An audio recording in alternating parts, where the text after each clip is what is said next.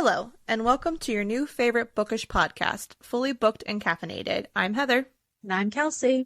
And today's episode is about the dark, speculative, feminist thriller novel, The Grace Year by Kim Liggett. Now, as per usual, before we get into our discussion about this heavily themed book, what are you drinking?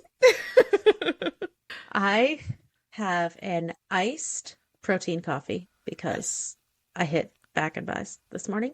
So I have a sweet vanilla Nespresso pod with a little vanilla Torani syrup and a cafe latte protein shake. And it's delightful. That sounds delicious. It sounds like a lot, but together I can understand it being pretty good. Yeah, it's pretty delicious. And I love my protein coffees because then they just last me hours and hours. That's true. That's a good point. Yeah, I got my Yeti like filled to the brim, and I'm like, let's just drink this throughout the whole day. That works. What are you drinking? I am staying hydrated because pregnancy, as usual, but I am drinking a peach mango body armor light sports drink, which has been like, look out. I've been obsessed with these. They're really, really good. Getting your electrolytes in? Yes. Get myself nice and hydrated because I had my coffee this morning and sometimes I should only have one cup, even though I could get a decaf, but I was like, I'm going to stay hydrated today. It's been a long weekend. It's like, I need to just hydrate. Yeah, it's the beginning of the week for us, so. Yeah. I was like, I'm just going to do what's best for my body. So, cheers. Cheers. So, Kim Liggett is originally from the rural Midwest, but she moved to New York City when she was 16 to pursue a career in music. Oh, wow. Yes. Okay. Yes. She actually apparently lended her vocals to hundreds of studio recordings and was a backup singer for some of the biggest rock bands in the 80s. What? I know. I don't know what bands. I didn't do too much research on it, but I was kind of blown away that she's just an author now, but before that she was some rock star. Wow. Okay. And a successful one. Wow. And a successful one. Yes. But then my favorite part was that it says in her free time, she enjoys studying tarot. Love that. So this must be why we love this book. That's why we love this book so much. Because she's on our level. Yeah. And even the picture of her, I was just like, she is giving vibes. Like, I want to hang out with her. I agree. She's written a few other books, one of which was a Bram Stoker Award winner. And The Grace Year was a nominee for the Best Young Adult Fiction in 2019 for Goodreads. So I think she writes mainly young adult. That's the vibe I was getting from the other books that she wrote. Mm-hmm. But it's interesting that this book was labeled as a young adult thriller because the themes and what happens throughout this book is definitely heavy, but I think it's considered young adult because of the age of the characters in the book. They themselves are young adults. This is, honestly, since we started doing this podcast, I'm like, I do not understand what young adult is. I know. Like, at first I thought it was maybe like the ease of the reading. It's definitely not the themes or the, like, Hunger Games. Bruh, we're just fighting to the death. This book, you're going to tell me this is for young adults? I don't know. This is shaping our youth. I'm not sure. So, yeah, but that's a good point. I think that's what kind they're of young. Yeah, I think that's what makes it considered that genre because it's the same thing with Hunger Games. They were all teenagers. Yeah. It wasn't 20, 30-year-olds going to battle. It was teenagers. So yeah. I think that maybe that's what they use to kind of label young adults. That's my assumption. I don't know. If anyone knows how or why they categorize, please tell me. Please tell us. I would love to know. Yeah, because honestly, if you have kids who are young adults, y'all need to be screening these books. True. So I had mentioned it on the Flicker in the Dark podcast, how on Goodreads, some members can ask the author questions and they'll respond. Mm-hmm. And some had asked Kim if she was planning on writing a sequel to Grace Year, and she says that there's another book set in the world on the table. What? Mm-hmm. She doesn't know when she's going to write it. She had commented wherever her writing takes her is what she writes, but that she has another book set in this world that she's going to write. Okay. I'm nervous about that. Okay. Yeah, because she another book that she wrote like a sequel to it. So I think she's known for kind of doing like duologies or multiple books in like one series. Right. Well, and as we'll talk about the ending of this, you could easily write another book in the same world, Yeah. but I I don't think she would do the same just, characters, but I think she would do like just a different story, which you could yeah. absolutely do. Oh, yeah. Yeah, definitely. But I was excited when I read that. I was like, "Oh, that's nice." Because like apparently like I didn't even know, neither of us knew this. This book came out in like in 2019. I thought which is still recent, but Hmm. it's not as recent as I thought it was because I had only Heather, just discovered it. we've had a whole pandemic since then, I okay? know. It's not recent.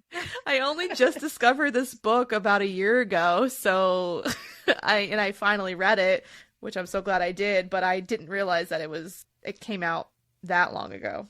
You know what also is weird about this book? You don't know what time period it's taking place in. No, Like, there's no there is no indication of time indication. because there's not really even any like technology in the book. It's kind of very similar to the Hunger Games and where it's That's just what it's I was very thinking, yeah. it is dystopian. It's definitely Hmm. dystopian, but there's no indication of where they Of even whether are. it's like Yeah. past, present, or future. Yeah. Yeah, exactly. And I had read somewhere that this book is a mix of like The Handmaid's Tale meets The Hunger Games meets The Lord of the Flies. And I'm like, yes, That is to all so of the above. accurate. Yes, to all of the above. I didn't think of the Lord of the Flies one. Yeah. That's Well, 100% accurate. she does two quotes in the very beginning of the book, like during where you would do like a dedication. Hmm. And one is from The Handmaid's Tale and one is from Lord of the Flies. Yeah. I mean that Yeah. is spot on. But there's definitely Hunger Games vibes in there when they're at the camp, like 100%. Hmm. Hmm. So, all right. So the description on the back of my book and on Goodreads is exactly the same. So I can just read it from. No, actually, I have a little bit different. Just kidding. I lied. The Goodreads one's a little bit more descriptive. I was comparing.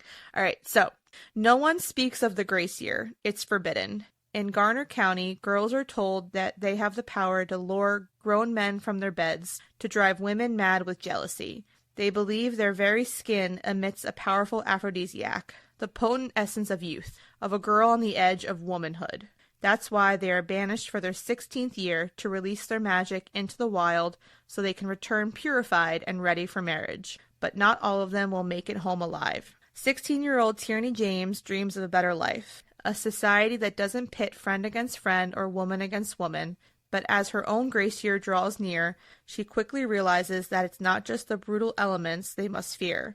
It's not even the poachers in the woods, men who are waiting for a chance to grab one of the girls in order to make a fortune on the black market. Their greatest threat may very well be each other. With sharp prose and gritty realism, the Grace Year examines the complex and sometimes twisted relationships between girls, the women they eventually become, and the difficult decisions they make in between. I'm instantly angry from you reading that. Yeah. So that's just the vibe of the whole book immediately. Yeah, it really is about the relationships, about the potential for those relationships, about the way that those relationships can either be positive, negative, harmful, helpful. That's the whole book. The whole Yeah, book and with a whole basically bunch of shit in between. men feeling threatened of a woman becoming a woman, which Exactly. is wild to me. Yes. Mhm. And So that they're these wily temptresses mhm. that just cannot control themselves, and the men cannot control themselves, and they're not expected to No, because there's so many creepy men throughout this book. It's crazy. oh, mhm. Oh, It's we'll get crazy. into it. Yeah. Well, typically we do if either one of us is starting the episode, we'll do kind of an outline. And this book was my choice, and I couldn't even do an outline because I tabbed the fuck out of this book. And I was like, "There's just so much stuff that happens. I can't even outline it because if I outline it, we'll be here for 3 hours, and Yeah, nobody wants. I mean, maybe they do, but I don't think anyone wants to listen to us talk I for don't three think so. hours. So I have No one wants to hear us screaming for 3 hours. no. I will literally take a picture of my book and post it after the episode is up because there's just so many pretty colored tabs I have so many things that I just knew that I needed to talk about that I thought were important. And I just think that with this book, this was kind of one of those books for me, and I think it was for you too. I just felt so much while reading it. And I would Absolutely. rather talk about the things that I felt that what I read than completely outline the entire book, Yeah, if that I makes agree. sense. Yeah. Because the same thing, this wasn't where you have a dystopian novel like The Hunger Games, where the world is completely built up as you're reading. This wasn't really like that. This was more, there was just things constantly happening. Every Yeah, chapter, every 2 pages, something insane was happening. So yeah. it was And just a something lot new of, was revealed. It was just, and not like in a twisty way, but no. just something new, some new viewpoint was expressed so that something that you knew that had already happened, you're seeing it in a different light. And you're Yes. seeing it sometimes in a positive light where before it was negative. Like there was just so much that you had to refer back to because things just kept changing and changing as you learned more and more information. And Tyranny is just learning new things every single page of this Yes. damn book. I know. And we're And just along for the ride. and there was so many, like I had said before, there were so many Easter eggs. Like you would read something Hmm. and then it would, like you said, it would come back up later throughout the book.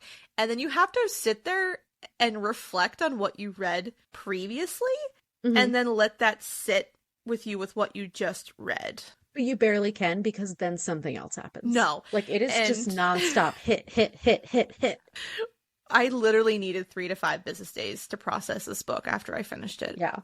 because it was just insane. It was pure insanity. Obviously, we're gonna Basically, discuss it, but if you didn't read this book, pause, go read the no, book, come back. absolutely, this is a must read. This is 100%. definitely a female driven like must read. Yeah. Wow. Heather picking a feminist novel. Look how far we've come. Right? Wild. All Next, we will do right, a let's get cowboy into it. romance. No, I'm kidding. I mean, I'm down. I know, right? So you open the first page of this novel and you read the first 7 sentences, and you are just my mind just went poof. I couldn't. This is how it starts. It says, no one speaks of the Grace Year. It's forbidden. We're told we have the power to lure grown men from their beds, make boys lose their minds, and drive the wives mad with jealousy. They believe our very skin emits a powerful aphrodisiac, the potent essence of youth, of a girl on the edge of womanhood. That's why we're banished for our 16th year to release our magic into the wild before we're allowed to return to civilization. I mean, imagine like, So, and then it goes on to say that you can't even talk about the Grace Year. It's forbidden. yeah. So everyone who has older sisters or mothers or friends who have been through the Grace Year, they have no idea what it entails because you're forbidden to talk about it. Yeah. And forbidden for real, not just like, no, no, no, you'll get in trouble. No, you'll get taken out to the gallows, or No. you'll get whipped, or you'll get publicly beaten. Like they do not fuck around. This They'll is consider you a old usurper school like it's punishment. crazy. Yeah. Yeah, this is public punishment to to any extent. They don't care how young you are, how old you are. Which, by the way, was created by men. This was like this was decided by like the men of the community that these women can't talk about this and that they needed to go Oh away. yeah. You know what I Yeah. mean? So again, it's these young women's lives that's out of their control because grown men are afraid of that they have magic and that they have power. They're afraid that they're not going to be able to keep their dicks in their pants, so they Yeah. have to blame it on these younger. These are 16-year-old girls, Hmm. 16-year-old girls. And the fact is, the women are so brainwashed and so afraid to speak about it that even if you're in your home with your sisters, with your family, you still don't talk about it because there could be one of your sisters could turn you in. Someone could overhear. Like they're so scared of this punishment and it's been so drilled into them, and they've seen people being hung in the gallows, they've seen people being punished in the square, that they will not utter a word. Like Yeah. it's crazy. It's It crazy. is. It is. And this book is more or less broken up into 3 separate parts. It's kind of like, it's more or less like a beginning, a middle, and end. And Hmm. then the beginning takes place during one time frame. The middle takes place during the grace year, and then the ending is when they return home from the grace year. Mhm. So you do. It's the beginning of the book really talks about, and I'm going to read more quotes too. It really talks about all these different things that these women cannot do. Like, they're not allowed to dream. The women believe it's a way that they can hide their magic. They're not allowed to dream. Having dreams would be enough to get me punished, but if anyone ever found out what the dreams were about, it would mean the gallows. Like, they have to Freddy Krueger this shit. They're like, we can't have dreams. Why can't a woman dream? Like, that's when I read that, I just was mind blown, because that's such a common thing. Everyone has dreams, but what is the difference if a woman has a dream? Yeah. And like, not talking about it, okay, because they're not allowed to talk about anything. I get it. But not even allowed to have them. Obviously, they don't know how dreams work. No, it's basically the men just want to control the society of women and have them only to mold them into what they want, and that they're only allowed to breed and make more men, and that's it. Exactly. And if they are not married and breeding men, then they are sent to work, either in the mills, or they're maids, or they have to work in the fields. And we'll get to that when they talk about the veiling and stuff. But I just have to say, I was about 20 pages into this book, and I almost text you like, I can't do this. I was furious. The first part is just so rage-inducing when the men are involved, because the way that it's written, and this is not just feminist Kelsey going off, like, the way that it's written is so disgusting. So the fact that the girls, once they enter their 16th year, which is, their grace year where they're preparing to go to the encampment, all of a sudden, the men are allowed to fuck the shit out of these 16-year-old girls. And they're not only allowed, but encouraged to do so because of their age. So the second that she steps out, ready to prepare for her grace year, the men cannot keep their eyes off of her, staring her up and down, making comments to her. I mean, it's not catcalling. It's so disgusting. And some of these men are like fathers of her classmates. There's the freaking priest. That was what I was just gonna say. That was the creepiest part, when Tierney's walking through the market to go buy the berries or whatever, and the father priest, whatever he is, makes these comments to her, and he's just, and she describes the way she feels as he's staring at her, because he's basically fucking her, like you said. Like, he's just taking her in, and because they're not he's allowed hiding to. it. No. Like, it's not like a sly little look. No, they're visibly looking her up and down, because they say she's at the age where I'm allowed to do that. And then when she comes back from her grace year, then I won't look at her like that anymore, because she'll either be, a servant, or she'll be a wife, and I won't be allowed to look at her anymore. So I'm going to take advantage of this day where I can just stare at her boobs and not even look in her face. Like a 16-year-old child. Okay. So anyway, I didn't know if I was going to be able to get through it. Once we got rid of the men, it was a lot easier for me. Yeah, I agree. The way that the author wrote the men really made you hate all of them pretty instantaneously. Yeah. And even her father, who we like because he treated Tierney differently than her sisters, because she was kind of the boyish one, the rebel, the tomboy. So he taught her about hunting and gathering and all these things that women aren't really, or girls aren't really supposed to know about. But then she says a little tidbit that she actually doesn't respect her father, because she thinks that he's been buying things off the black market and sleeping with the women in the outskirts and cheating on her mom so that he can have a son. So even that one man who we're supposed to kind of be rooting for, we're not allowed to. We can't. No. She kind of has this, she paints this picture of all these people in Tierney's life that Tierney can find so many negatives about them. Mm-hmm. So she's constantly dreaming about this girl. This girl shows up, she's like a reoccurring dream that Tierney's had. She's constantly shows up throughout the book. There's a mysterious red flower that the girl's always either holding, it's in her hair or wherever it is. There's a lot of symbolism that you can tell just from like the beginning of when she's describing this dream that she's having. And it seems like the girl that she's dreaming about is almost trying to like lead Tierney to a rebellion Hmm. to go against the Gracier, to go against what the women stand for, what the men are making the women stand for, and to, you know, be better and to kind of be your own person.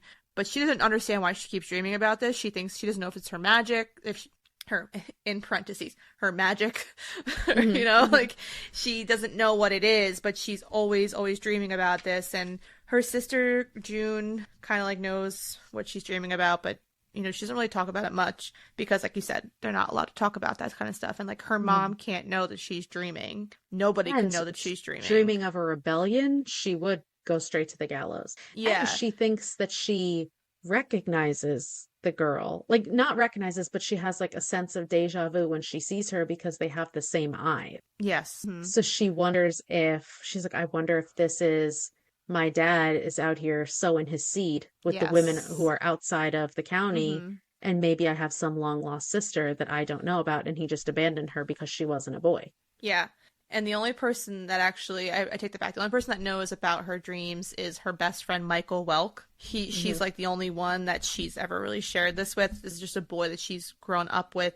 He's the same age as her. He's also 16, and she just feels, she feels it's it's so equivalent to Gale and Katniss. Like it I really was just thinking the that.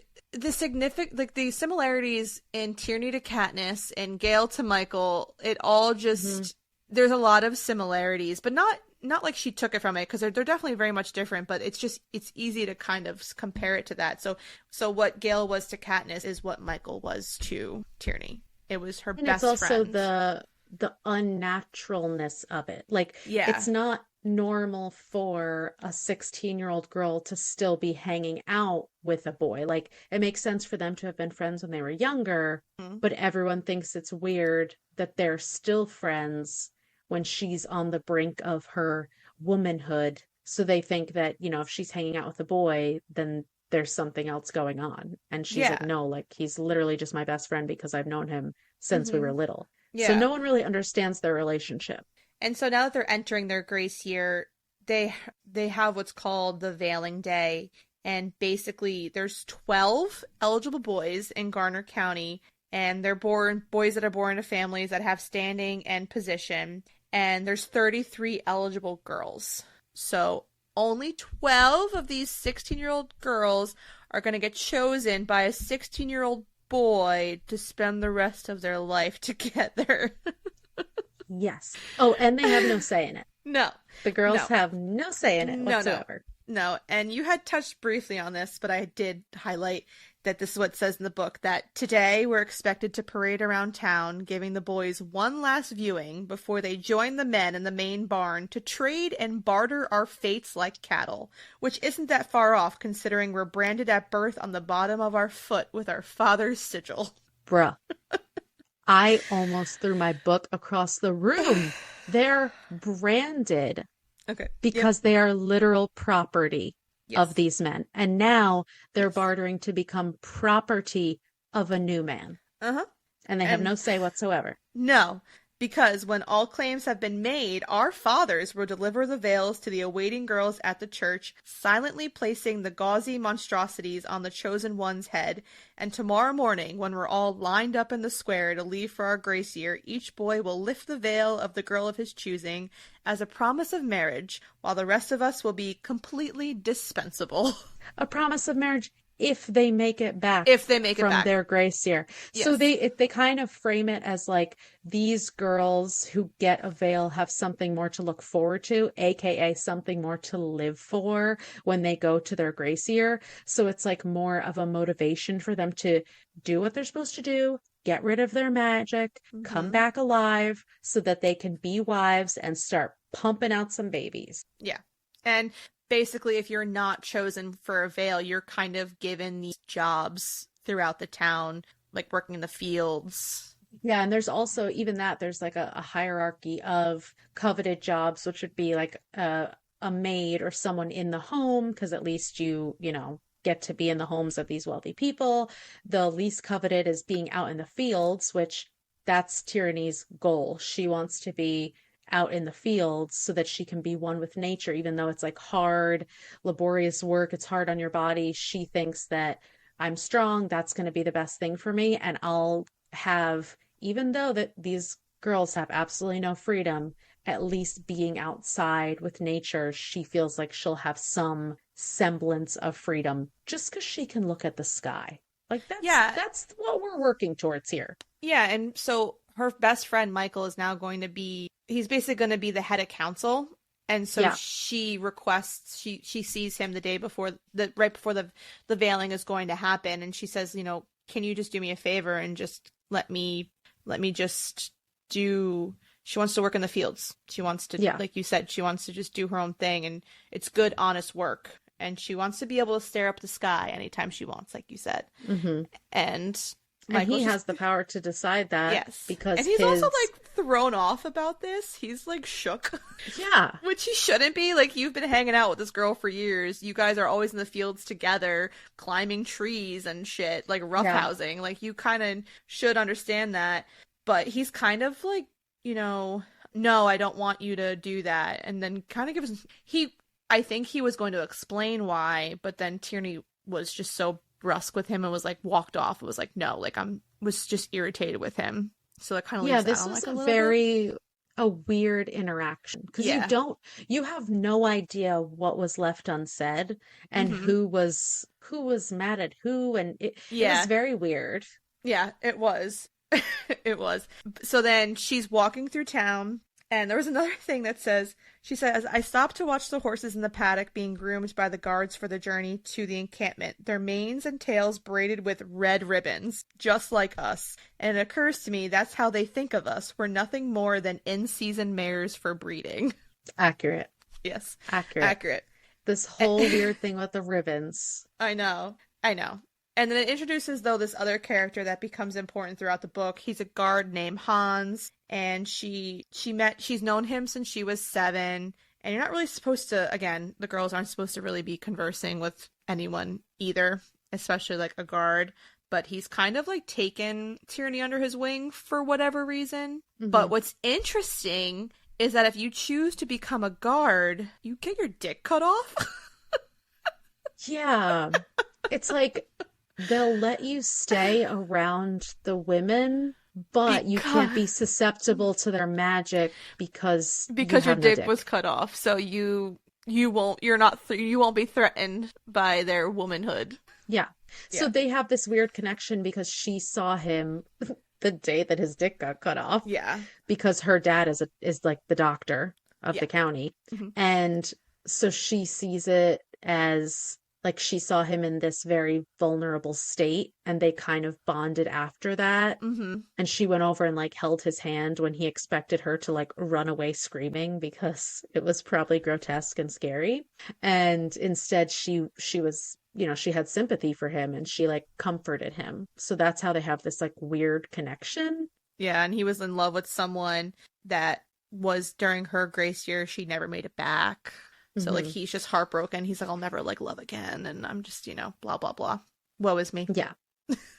So there's another big part of the book is the apothecary, which is also where Michael's dad works. And in the apothecary, in a secret cabinet, are jars of women parts, like ears and stuff like that.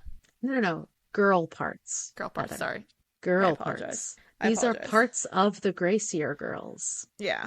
So you find out about two throughout the book, but there's also these men called poachers that stalk the Gracier girls when they're in the camp for the year, and they basically try to hunt them and cut off their body parts, skin them, do whatever they want because they think that they can sell their magic on the black market. The whole thing is screwed up. Hmm. The whole thing is screwed. Yeah. The whole Yeah, concept. so the apothecary sells these body parts that then people are buying for like vitality, Yeah. basically. Like Hmm. they're buying it as like a serum to keep them young. That they think that there's magic from these girls that they can basically suck up from themselves. Yeah. Hmm. It makes a lot of sense to Yeah. me. They're buying ears of children who died when they were 16, and then they're I don't know what they're doing with the actual ears, but I guess they're drinking the potion that the ear is in. I'm unclear exactly how the body parts work, but No, I don't really know either. And like that definitely didn't make any sense. And then what they do is when the women are waiting, they're all the women are then just locked in a chapel together. Just locked in a chapel during the veiling because they're waiting for, their father to come in to put a veil on them. And imagine this. Imagine the energy in this chapel. First of all, these girls are either thinking that they're waiting for a veil or knowing that they're not going to get a veil. They're with all these other girls that they know they're going to leave to go to their grace year with. They know that they're going to end up turning on each other. yeah. Like, and they're not allowed to talk about what's going to happen. So it's chaos. Like, I'm surprised that they're not turning on each other already, which I guess they kind of do, but with words, not with actual violence. Yeah, because there's definitely mean girls in this book. Oh, yeah. A lot of girls. So basically the fathers start filing in one after another, putting the veils on their daughters, and Tierney is shook because her dad walks in with the last veil, and she's like, "No, I didn't want to." She didn't think she was going to get chosen because, like we've said, she's the tomboy. She's not really. None of the boys look at her in that way like they do the other girls. So she was already assuming that she was going to be, no matter what, she was going to be considered dispensable, and she was going to be doing something aside from being a wife. But her dad comes in, and she's like, "Who the fuck chose me?" And she was very upset about it.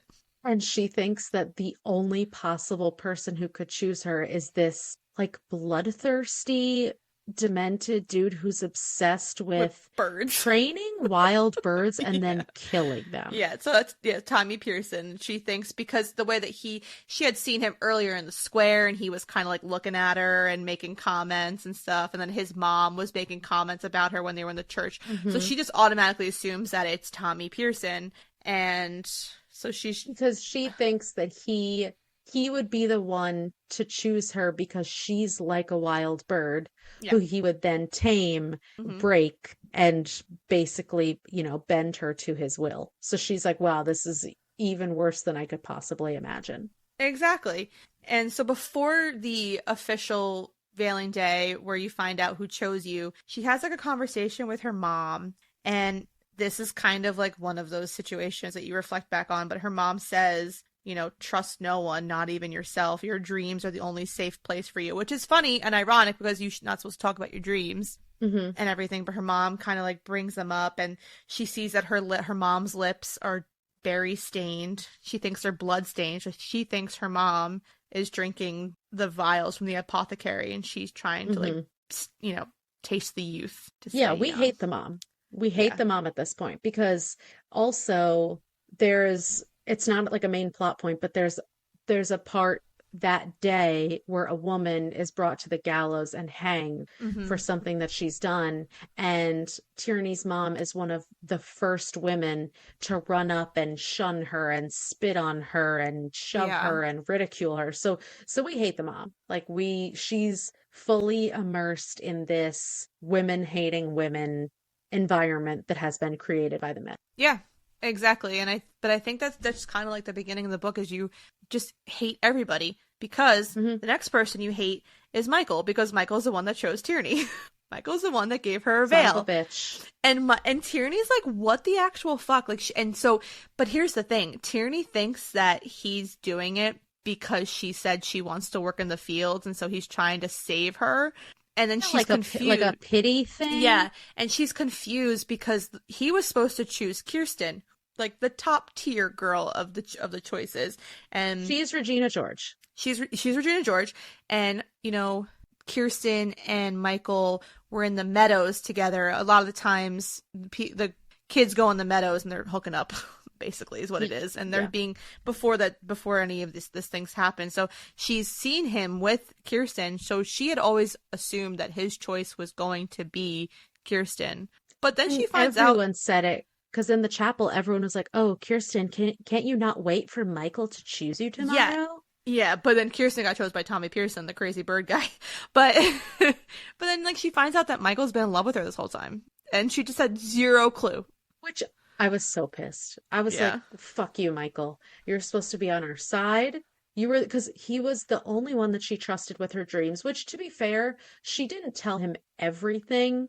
And she did leave out details because she's still in the back of her mind. She's like, at any time, he could turn on me. Like, no matter how much I trust him, I can't trust anyone 100%. So Hmm. she still did hold back from him a little bit, but he was the one person who fully knew that she didn't want to get married, that she didn't want this future where she's just pumping out heirs and sons and, making a being a housewife. She wanted to go to work and she specifically told him, Yeah. I want to work in the fields.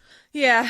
So they all find out who chose the women that the girls that got veils, they find out who chose them, and then after that they're immediately sent to their grace year. So as they're leaving to go to their grace year, coming back into the Garner County is the girls from the previous year. So it's just like again, it's like cattle. They're just bringing them in and bringing them back Yeah. out. I thought that was a wild Yeah. detail to put in there, that like the exact time that they're coming back and they're looking at them broken and emaciated and, just looking battle worn. And some of them are missing. Like they are Yeah. head counting to see how many people didn't make it back. Yeah.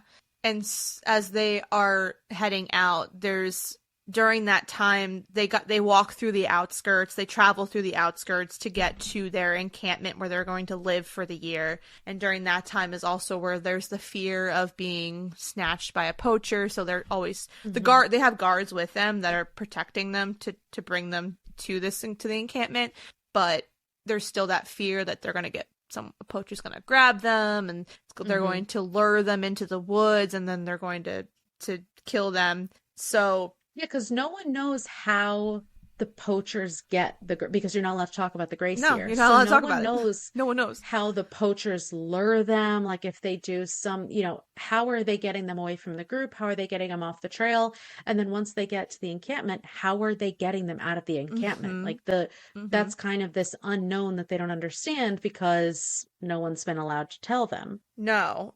And as you're doing this journey to the encampment, there's talk of if you take your own life or if you're not taken by a poacher, then there's this weird clause conception that Hmm. your leftover family and sisters your family is shunned to the outskirts Yeah. if you don't go through this year and get rid of your magic and you take your life into your own hands, because again, it's all about control, Hmm. then your And family somehow going by a poacher and being skinned and having your body is parts is an okay. acceptable It's way to okay. die. Like Yeah. that's okay. Because there is a As long as girl. you don't take your own life or they don't like lose your body somehow or Hmm. burn your body or whatever. Yeah, because there is a girl that as they're traveling, she had been filling her cloak with rocks and she drowns herself. And at the end of the book, her younger sister gets sent to the outskirts because Hmm.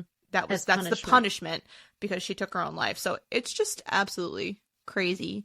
So that's always in the back because Tierney has two younger sisters. Hmm. So the whole time, like everything that she's doing in the encampment, she keeps saying, I have to think of my sisters because Yeah. whatever I do, it's going to reflect back on them, Yeah. which is they would literally be punished if I made the wrong decision. Hmm. So like the traveling to the encampment is pretty like uneventful. She thinks that she's thinking that she's seeing the girl that she's been seeing in her dreams, or she sees flowers, and so like her mind is constantly thinking that she's trying to find her half sister, whoever this girl is, in the outskirts. And during the travel, she ends up off the beaten path. She's not with anyone anymore, and she ends up being caught by a poacher, and then the poacher lets her go. Like holds a blade to her throat Yeah. and then just poof, he's gone. And so she's able to get back. So then that's kind of you're intrigued by that initially. Yeah. Because you're like, what's 'Cause then that you're like, about? yeah, like are they just playing with their food at that point? Yeah, Like, exactly. Are they doing and it if they didn't because take her when I think she rationalizes it as, well, I didn't come into my magic yet, so Mhm. the poacher won't get the best price for my body parts. Yes. So Yes. they have to wait until we're in the encampment and then take us. Yes. So they, Which, like, okay. I know, wild, crazy, all of it. It's just crazy. It makes sense. They get to the camp and the guards. It seems like so the camp to me and how I don't know how you envisioned it, but how I envisioned it is it's just there's just like they're just put in like this wooded area that's just encompassed by a very tall fence. Like a fence made of very tall trees that are Yeah. like nailed together.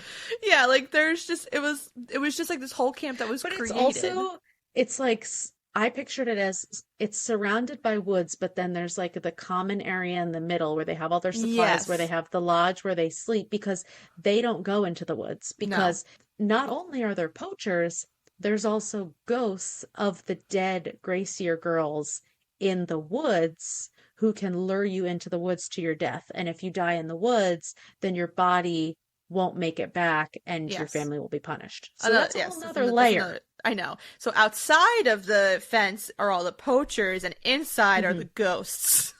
Hmm. And then inside, aka where you're sleeping, are the other girls that you're Yes, trapped with. yes, So, who are all basically going psycho and trying to yeah. like kill everyone off. So there's threats everywhere. And and that's literally what it and that's what makes this like Hunger Games. It's just there's this there's this constant threat for your life and you don't know Hmm. what each day is going to bring and if you are going to survive or not. And while the Hmm. smarter thing to do would be to band together and try to survive this, they all just one by one just turn on each other. Hmm. And then you have Hmm. the ringleader of the group, Kirsten, who is a total This bitch bitch. ass. Oof. And she's immediately she came into her magic. Took seconds. Now she's She says that she's the reason that the girl took her own life. She yeah, said, "Look what I I made her made her do." do. Yeah, so she takes every Bitch, what? opportunity that she can to one up everybody and make it seem like she's the that she's the alpha of the group and so everyone needs to Oh like yeah. fall in line and listen to her. And Hmm. Tierney automatically sees the game that she's playing, but Hmm. she also wonders because she doesn't know if the magic thing is real or not. She also Hmm. sometimes wonders if maybe it is real and that what Kirsten's saying Yeah. is true, but there is still that rational part of her where she's realizing that no, Kirsten's just trying to take control and be Hmm. this terrible human being that she is. And it's also, we learn, magic aside and threats aside, the relationship between the girls, just as 16-year-old girls, we find out that Tierney, all this time, she was judging all these girls from afar because she was judging them for wanting to be married or wanting certain jobs after their grace year, or basically wanting to be a part of this horrible society that these men have built. And she thought that she was invisible to these other girls, and they didn't Mhm. realize that they just ignored her, and she was just, thinking what she was thinking. But all along, they knew that she was judging them, and they thought that she was snobby. They thought that she was a bitch. Like, they're like, we know who you are, and we hate you because we know that you don't like us. Yeah, So she thought she Tierney's was like under the radar, but she Yeah, wasn't. Tierney, she's automatically kind of thought of as an outsider, especially as time goes on. In the beginning, she tries to rationalize with them and say, we can survive this. I know how to build a water trough. I can do all of these things so that because there is a well there, but then when they Hmm. pull the bucket up, it's full of like this green stuff and it looks Hmm. gross and everything. And so she's like, we can build a community here that will help us survive. But of course, Kirsten's like, no. Like rain buckets and a washing table and a Yeah. cooking table, like normal Yeah. things to have a society. And she recognizes that she needs to stay out of Kirsten's way. But the fact is, she already has the target on her back because Michael Yeah. chose her and Oh, I Kirsten know. wanted That's the Michael. biggest thing. Now Yeah. she already had a target on her back in a sense, but now it's bullseye because Hmm. the Kirsten's guy chose her and not Hmm. and So so even if it's she's being rational and she has all these great ideas, and some of the girls she is able to convince to help her, Kirsten's never going to go along with it. She could have the mhm. best idea in the world. Kirsten's going to do the exact opposite. And then, are we going to talk about the punishment tree? That's Because, actually what I was just gonna I had that next. It was saying that uh So one of the girls points out a gnarled limbs of tree.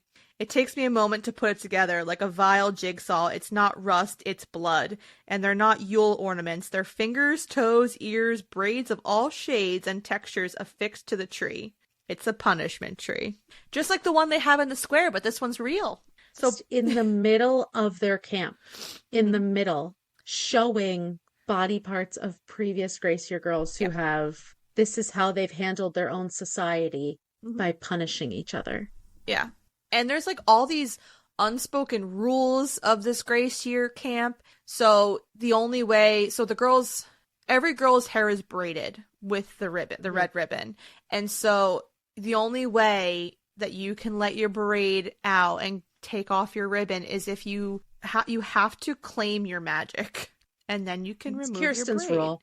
Yes, because the girls try to, because then Kirsten pulls her out because, oh, she claimed her magic. Look at all the shit Hmm. she made all these people do. And so other girls try, and she was like, no, you didn't claim your magic yet. Yeah, because the hair is like a very big thing. Like, no one is allowed to see the girls with their hair down ever, except their husbands once they get married. So Yeah. they always have to have their hair braided, and then the ribbons, the color signifies where you are in your life. So, like, as a child, they have the white ribbon, Grace year, they have the red ribbon, and then once they get married, they get a black ribbon. Yep. Yeah. So it's just this crazy, there's all these crazy rules. And then, as we said, Kirsten kind of creates this clan and eventually turns everyone against Tierney. The things that Tierney's been building, she'll go out the next day, it'll be broken or it'll be Hmm. missing. And she knows Kirsten's behind it. And then slowly the girls are just kind of losing their minds. Hmm. And they think And it's Kirsten's convincing them that they're coming into their magic or forcing them in some ways yeah, to claim their magic. Like where she makes the one girl strip down and start howling. She's like, yeah. "Didn't you say that your Mm-hmm. family lineage can talk to animals?" Mm-hmm. And then she just makes her start howling and the girl is like, "Yeah, I totally hear the wolves." And she's like, "Take your hair down, girl. You came into your magic." Like, what? Yeah. So Tierney can't understand what's happening, but she sees that like along with the dizzy spells, the loss of appetite, the double vision, it seemed like their irises were disappearing, soft black eroding away any color, any light. I kept thinking it was just exhaustion or maybe some kind of illness passing through the camp, but the more I tried to make sense of it, the worse things seemed to get. And as the full moon drew near, we bled, all of us at the same time, like a pack of wolves, which is wild. Mhm. I mean, like, they were just synced up, we get it, but also she's seeing that it's more than just Yeah. we're all going stir crazy because we're stuck in this encampment. Like, there's something physically happening to change all of us. Yeah, exactly. And Kirsten basically is just continuously trying to turn every single girl against Tierney. She basically wants Tierney to be, I think she wants her dead, obviously. That's a given. Mhm. She would rather her just not be there, but She wants to have fun with her she first. does. Kirsten's not a quick death type of gal. No. And there's a girl named Gertrude who's kind of like a big character in the book. She back in camp a couple years ago, there was which was like also crazy. Basically like a dirty lithograph they call it, which is like a picture of something, Hmm. and it was Kirsten's, but Gertrude took the blame for it and you're not allowed to look at those kind of things. You're not allowed to like girls. It's all this stuff that's against the laws of Garner County. And so she gets like beaten, like her hands get beaten and she has like Yeah. gnarled knuckles. And then she's constantly called like Dirty Gertie and she used to be like best friends with Kirsten, but now she's not anymore. And Kirsten's fucking with her too. Like Kirsten just fuck Hmm. with anybody. Hmm. She just doesn't. But then so Gertie and Tierney kind of become friends Yes. because they're the outcasts. Almost like an And then, alliance. They're kind of like exactly, aligned yeah. together to survive. But then Kirsten realizes the best way that I can get to Tierney is through Gertrude. So she does a little sweet talking, starts talking to her about her magic, and says, "I forgive you. I want to be best friends again, and everything is great." And because I'm gonna say it's because of their diminished mental state Yeah. that Gertie just hops on this train real quick. Yeah. She's like, no, she said she's sorry, we're best friends again. Like, Tierney, you should come and get to know her. She's actually pretty cool. And you're just like, wait, what? Yeah. It's it's crazy, and you obviously can tell that something is wrong, and you can understand why Tierney's questioning this and why she thinks she's losing her sanity, because the girls truly are going psychotic Hmm. and they're willing to harm each other and take body parts off of each other. Like at one point Hmm. Kirsten like scalps Gertrude. Like Yeah, just fucking for scalps her. just to like hurt Tierney for some weird I know, reason. exactly. And it's like Kirsten's total goal here is just to be an evil person, but really Hmm. just completely mess with Tierney. Hmm. And then And I know, eventually she gets cast out. yeah, because eventually, like, I'm trying to remember the exact reason, but she basically makes Tierney go into the woods. Hmm. And was it I to think claim it's her because she magic, or was she did what it was? I think it was because she was standing up for, because it was the same time around where she got scalped. So I think it's Yeah, because she was trying to stand up for Gertie and trying to like face off against Kirsten and actually step to her. And Kirsten was like, nah, you're out of here. So Tierney runs into the woods because she knows that if she stays, Kirsten's going to kill her. And yeah, Kirsten's like, if you come back, you're dead. So now yeah. you get to stay in the woods. Yeah, and so when she's in the woods, like she's able to she luckily for her, because she kind of has survival instincts from her father. Hmm. So she kind of has almost an upper hand, but she ends up finding like a spring with fresh water, which she calls back to her mother always telling her like the best water is always from like the high springs, like the top of the Hmm. springs. But then when she's up there, she basically finds this grave of this girl just Hmm. laid to Full rest set with of bones. full set of bones with the red ribbon, right? Her red ribbon was there too, wasn't it? I Yep. believe it was. Yep. And so now she's wondering if these bones are also the girl from her dream. Yeah.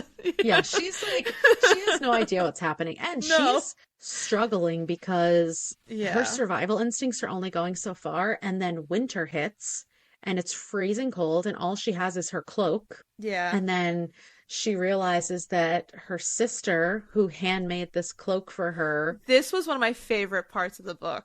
I loved this, but it happened. So in her cloak, she had sown hundreds and hundreds of seed for Hmm. her to plant a garden, but she doesn't find them until the winter. So Yeah. she's clawing at the frozen ground, trying to plant. She's like, I don't even know if these, will grow because of the cold. And then some weird, like, landslide happens, Yeah, because and it's half of Eve. the dirt goes away. Because it's like Yes. the ghost of Eve or whatever it is tempting, because Kirsten puts it into their heads too that the Eve is, gonna come for them if they don't do what they're supposed to do, and so now she thinks it's Eve Yes. because every time there's thunder, that's Eve.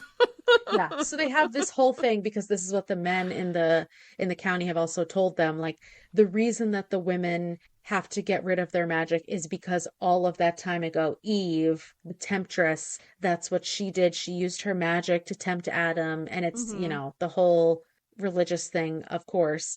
And so they do bring up Eve every time there's a storm. It's Eve talking to them, and it's Eve communicating with them, or Eve punishing them. And so, yeah, she thinks that Eve causes this landslide to ruin all of her seeds. Yes, and so she loses them all. She Hmm. basically loses all of the seeds, so they're just gone. Yeah. And she hears a scream from the main camp, and her immediate thought is that it's Gertrude, and she's like, I have to go save Gertrude, like something is going on. But it turns out that they're just, again, she just walks out of the clearing and the girls are just stumbling around, twirling around, dancing. It's pandemonium. Like they're Like on acid. it's like they're all possessed. It's truly like they're all possessed. And the one girl is basically on the ground convulsing. She's not doing great. And so Kirsten is like, I'm just gonna get rid of her. So she's like, open the gate. Let's give her to the poachers. She's So just, that, but she says so that her family yeah. can have, like, so that she She can, deserves an honorable death. there you go. Yes. So this is an honorable death. Sending a friend of yours out to be basically skinned alive because that's what the Hmm. poachers do. And they've heard rumors, they don't know for sure because they're not allowed to talk about the Grace here, but they've heard rumors that the poachers kill them as slowly as possible because it makes their magic more potent. Hmm? So the slower they die, the more valuable their body parts are going to be. Yes. Which, wowity wow. Whoever let that lie catch on, I'm impressed. I don't know, but and the one thing I had forgotten to say was that before she comes back, she gets to the edge of like the fence on the other side of the encampment, and there's like a hole there. Hmm. So she, and she looks through the hole, and it's the same poacher. It's just like staring there at her. Like he's like Hmm. breathing heavily, by the way, is what it says. And she's like, "You won't hurt me." And then he like sticks his blade in and like ticks her in the chin. Yeah. And she's like gushing blood, and she's like, oh shit, Yeah. maybe I'm wrong. So, because this important part is that because she knows that there's this hole in the fence. Hmm. Because when she came back from the to go see what was screaming, Kirsten like rams an axe through her arm, through Tierney's arm. Just Because just hits her with everyone's an like, axe. "Oh, is that a ghost?" Like, because everyone sees Tierney, like, "Oh, is that Tierney's back? Like, is she a ghost? Did she die?" And Kirsten's like, "Well, everyone knows ghosts don't bleed, so all we have to do is," and then she just stumbles forward and like stabs Tierney in the fucking arm With an axe. with an axe. With a full ass axe. And so she goes flying back through the woods because now she's like, great, now I'm going to be murdered by these Hmm. girls. And she gets out, she goes through the hole that's in the fence, but she's also being chased by one of the other girls because they're all psychotic. They don't know they're Yeah. just all obsessed. And so Meg chases her out and she goes under the fence and Meg gets poached Hmm. instantaneously. Hmm. But And she can hear her screaming and hear her blood gurgling, and it's very yes. not Yeah. YA, but okay. No, exactly, which is what makes this weird. And then the same poacher that appeared a couple times throughout the book ends up capturing Tierney and takes her to. But not before she tries to Oh, end her yes, own that's life right. I forgot about that. by Yeah. drowning herself under the ice. And Mm-hmm. she's struggling with it. First of all, she thinks she's going to bleed out because she literally has an axe wound. She has an Yes. axe sticking out of her shoulder. Yeah. And then she pulls said axe out and she's just bleeding out. And she's like, but if I drown in this water, then they'll punish my sisters. But maybe the girl in my dream is telling me that this is how I have to die. This is the way I have to go out so that I don't know. She's got a lot of blood lost, okay? So her Yeah. brain is not fully going on all cylinders. And so she slams down on the ice, goes underneath it, and is drowning, trapped under the ice. And the poacher pulls Saves her her. out Yeah. and captures her. Because she thinks it's because he wants to take her, for obvious reasons, that he wants her body parts and skin and everything so that he can make a lot of money and and everything. So she's in this tree house with him for days. She doesn't know where she is because She's she's in and out of in and out of consciousness. consciousness because she's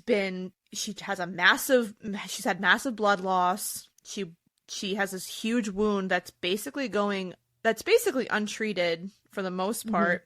And she has infection. She said that she heard the maggots Mhm. and she wriggling and she in her knew wound. and she could smell Bro. death and like she knew it was her and it Hmm. was so so eventually So she she's kind like of in and out. He's like, yeah.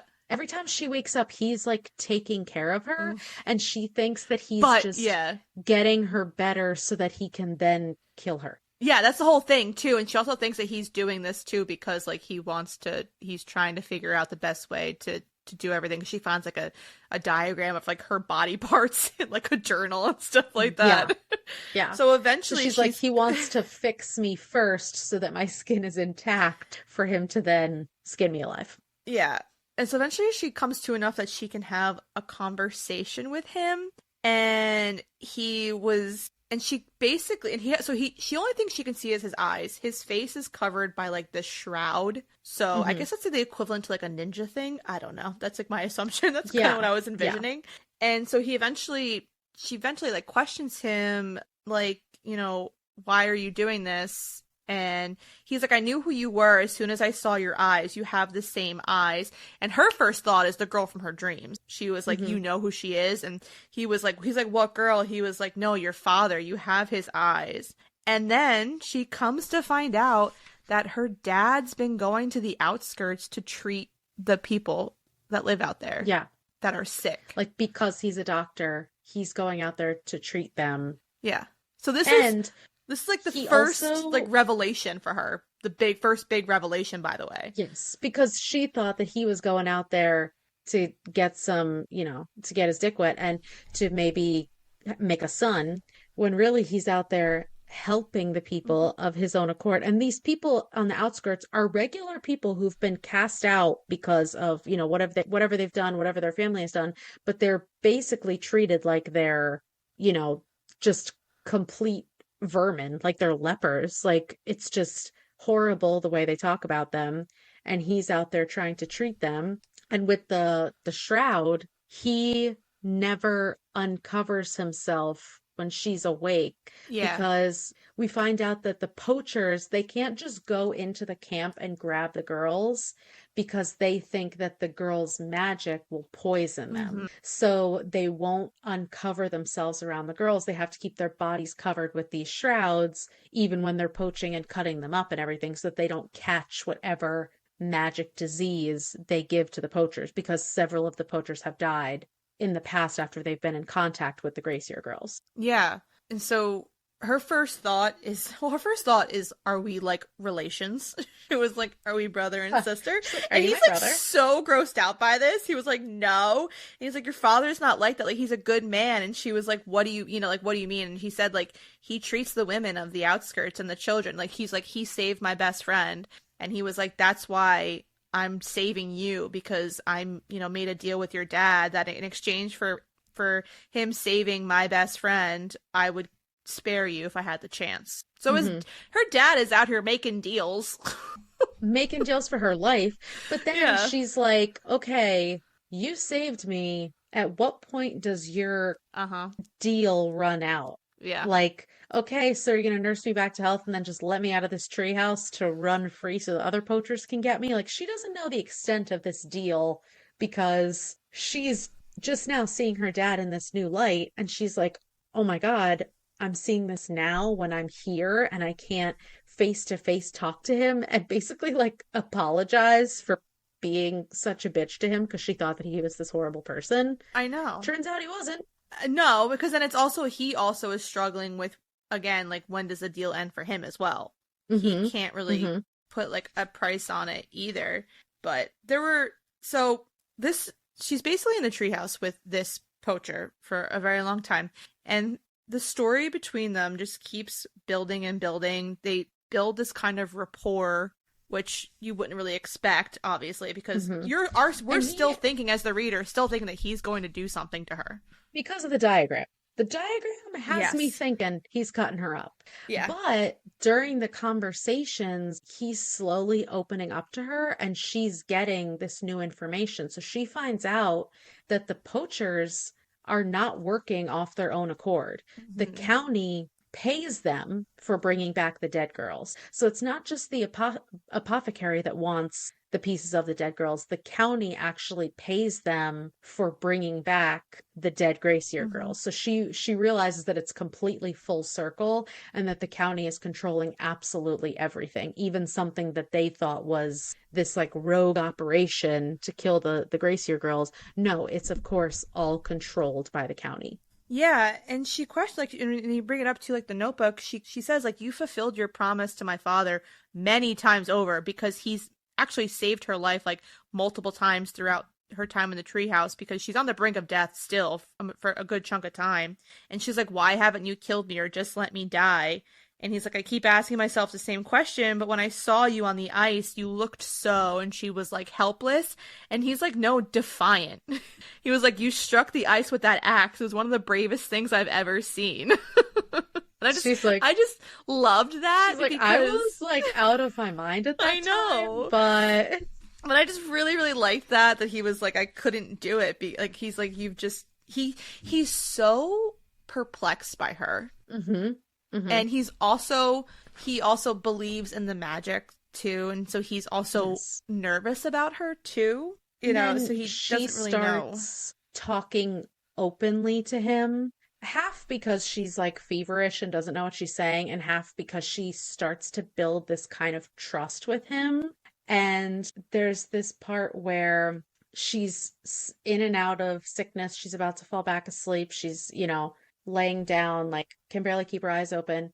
And she says, in the county, there's nothing more dangerous than a woman who speaks her mind. That's what happened to Eve, why we were cast out from heaven. We're dangerous creatures, full of devil charm. If given the opportunity, we'll use our magic to lure the men to sin, to evil, to destruction. That's why they send us here. He says, to rid yourself of your magic. No, I whisper, to break us. Yeah. So I have the part 2 tabbed. so they both believe, he believes in the magic, and she is slowly starting to put the pieces together, and she still is not 100% convinced that the magic doesn't exist. She doesn't think that's why the girls are all going nuts. She's still kind of like unclear on the magic part, but she knows that the whole point is to lure them out there and completely break them down. Yeah. And the fact that she's saying that to him when he also believes that, and he has the power to kill her because of that, shows that not only does she trust him, but she also was not watching what she was saying, which is something that she had done her entire life. Yeah. And then eventually she keeps asking him, like, what's your name? Like, what's your name? Like, he won't tell her. And then eventually he's like, it's Riker. So you find out the poacher's name is Riker. And then also he eventually You does... just know this guy is hot as fuck. You just know. Because then with he a name like Riker? He removes the shroud, and she was like, oh. I shouldn't be... Damn. She even says, like, I think there's something, like, she finds him attractive, and she's like, I shouldn't be finding this man attractive. But I do find him attractive. She's like, this man is literally going to skin me, but he's hot. Yeah.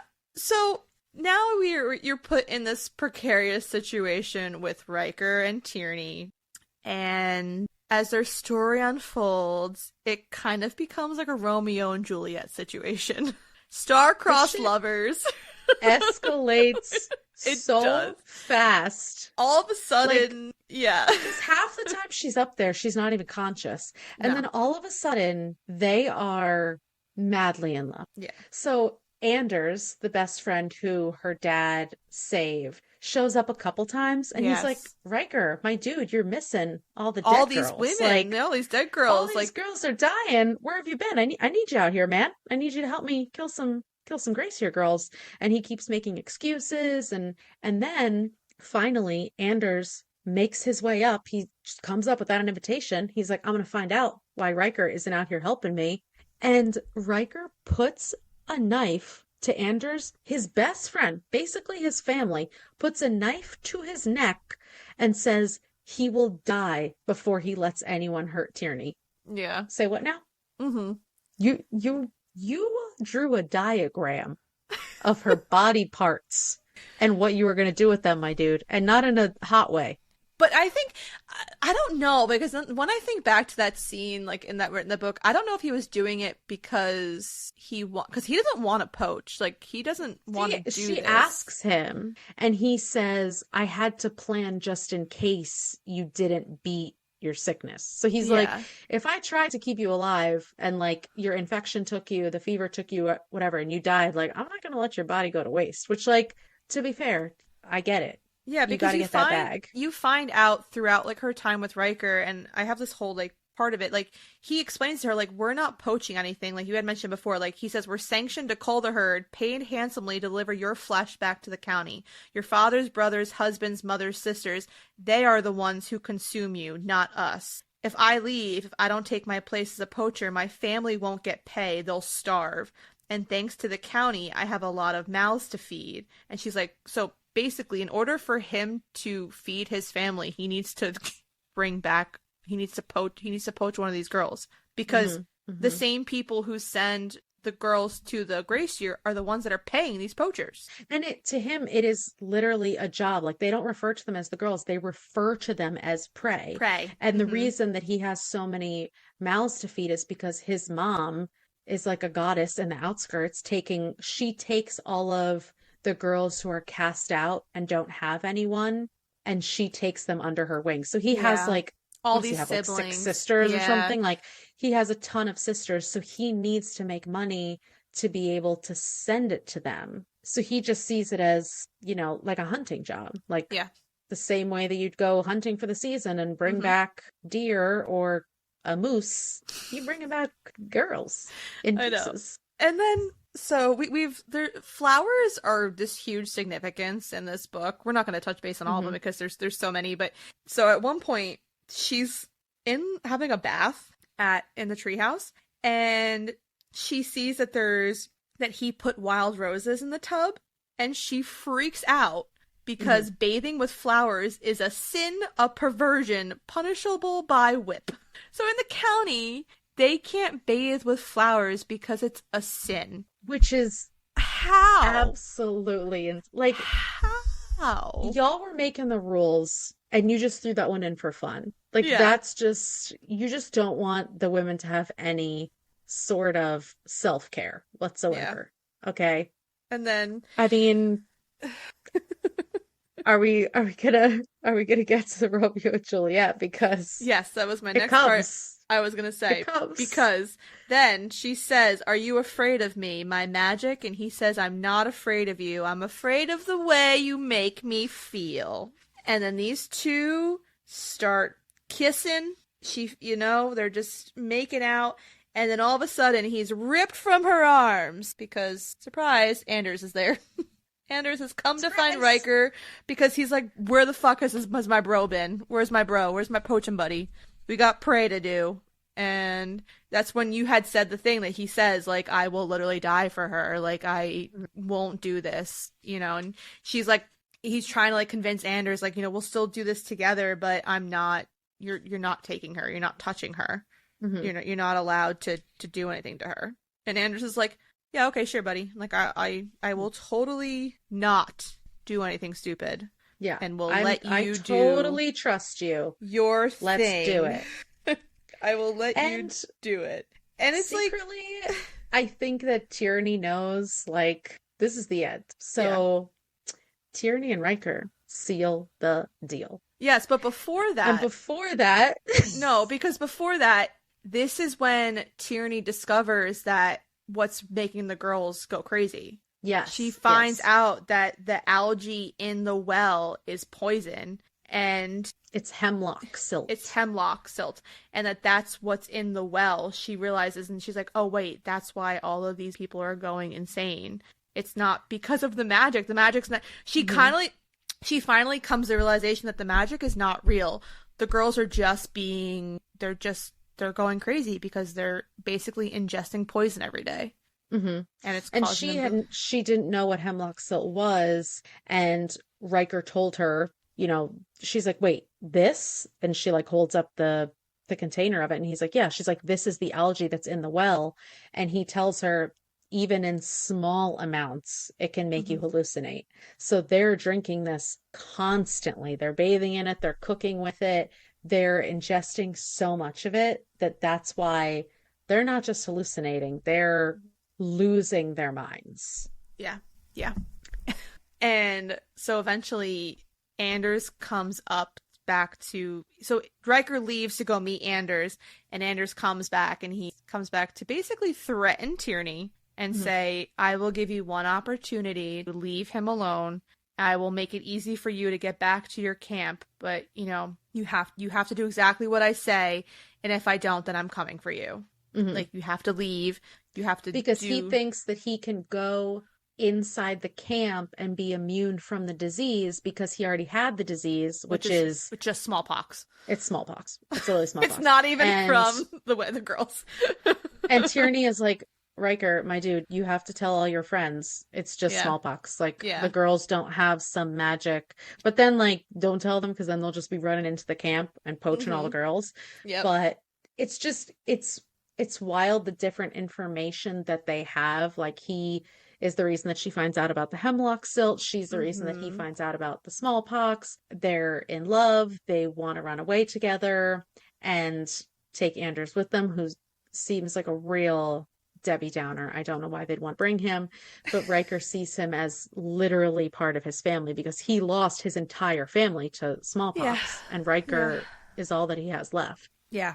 And I so, mean, the romance we didn't know we wanted between a poacher oh, and a 16-year-old I girl. was eating this shit up. You know I was. Okay, You I know have a I quote. was. Go ahead. I have a quote. This is before they fuck. Okay. Our eyes meet. The energy radiating between us is so intense, it feels like we might burn down the world. Tierney, girl, girl. He has a diagram of where your skin is gonna go, and now I he's about to know. kill his best friend And she's over like, you. I'm in love with him. And so then, like, obviously, like, they seal the deal. And then she leaves. She's like, I gotta Yeah. go because I have to, because I love him so much that I'm going to protect him, and that I know that Hmm.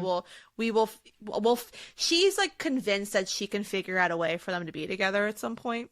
It's kind of like She what it also is. kind of does like a pro and con list. Yeah. Like, pro, I'll go back and, have this horrible life that I don't want with Michael, but at least my sisters won't suffer, and at least Riker won't die, and Mm-hmm. Anders won't, and then Riker's family won't starve because he's dead. Like, she kind of is just like, this is the absolute worst decision for me, but it's going to save all these other people in the process. And she's also taken aback by the fact that she is in love because she never thought that she would be capable of that. She never thought that's No, something she would want. She never thought she would even want to be with a man, let alone up exactly. in this tree getting Mm-hmm. busy. Yeah, and so that was it. Was kind of it was nice to see her to be able to feel things that she never thought that she would be able to feel, or that she didn't think she was worthy of. Hmm. With someone who would never be in her world. No, and it's also someone that you just instantly judge because of what you've been told and what you've learned. And when she finally, and as she's stuck in these close encounters with this person, and she learns about him and who he is as a person, it's like, how can she not fall in love with him? How can she? Because he's such a good soul. Like, there's Yeah. nothing wrong with him. Because everything he's doing, he's become a poacher to save his family. He truly Hmm. doesn't really have any intention or wants to kill any of these girls. Hmm. And And Tierney he just, compartmentalizes it. yeah. And Tierney can just tell that he just has a good heart, and it's something that she didn't think existed. Hmm.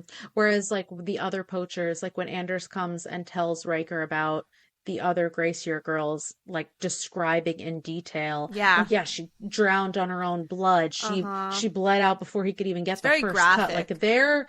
yeah, and they're relishing in the fact they're torturing these girls because yes, they've all made it their job and it's their livelihood, but they're also turning it into a sport, whereas Hmm. Riker just sees it as this is how I put food on the table and that's that. Yeah. So when she comes back through the fence, one of the first things she realizes is that there's a garden. All of the seeds that she and I like started like, here's why I started getting emotional at the first part, because I'm like, how beautiful is this? She comes back and she finds there's just so much life. She says there's just so much Hmm. life. There's squash, tomatoes, leeks, carrots, everything. She's like, it's June's garden. She's like, Hmm. I can't believe it. It survived the winter and it And grew. she finally has a clear enough mind. She's well fed, she's Yep. healthy. She has a clear enough mind to realize that her sister put so much at risk by sowing these seeds into her cloak when, you're not allowed to prepare for the grace year. You're not allowed to tell anyone, give anyone a leg up. You're not allowed to help them. Like, even at the beginning, we see that the past grace year girls have completely burned up all of their supplies, everything that they used to get through the year, so that every group of Grace Year girls has to start from the bottom. Yeah. So she's finally able to appreciate that her sister risked all of that to help her. And it's like, maybe there's more to my family because she's already found out that her dad is who he thought she was. So this is what She's I'm like, wait, saying. maybe there's more to my sister She's too. just learning. And so she comes back and she goes back to the camp and she finds that like Gertrude has just been like living in the larder, which is like the bathroom. Yeah. Or like the And pantry. and also everyone's questioning how she's there, and she's like, "Oh, I found my magic. My magic is that I can like communicate with the ghosts Hmm. in the woods." So the girls eventually allow her back into camp, but then throughout her time back at camp, she's all these weird things are happening specifically to Tierney. Like her hair is braided, or there's stuff going on with her ribbon. She'll go up, to check on the garden and go to the spring, and the bones of the girl are in different positions every day. She can hear Hmm. the ribbon being rubbed together. And so she's like, I'm still going crazy. She's like, I'm Yeah. still And going she doesn't crazy. understand because she's only drinking the spring Yeah, water and she's slowly converting the girls to only drink she the spring is. water. She She is. knows that she can't come out and say, no, the water is bad because they won't believe her. Kirsten will say that it's a lie or whatever. Hmm. So she has to kind of like slowly put it in their heads and then they build this structure so that they can get the water more easily. But the Hmm. whole time, like you said, she still thinks that she's losing her mind because Yeah. someone is fucking with her. And she's like, the braids could be Kirsten, but I don't think that Kirsten is going up to the spring and the garden and moving the bones. No. So she's confused about that.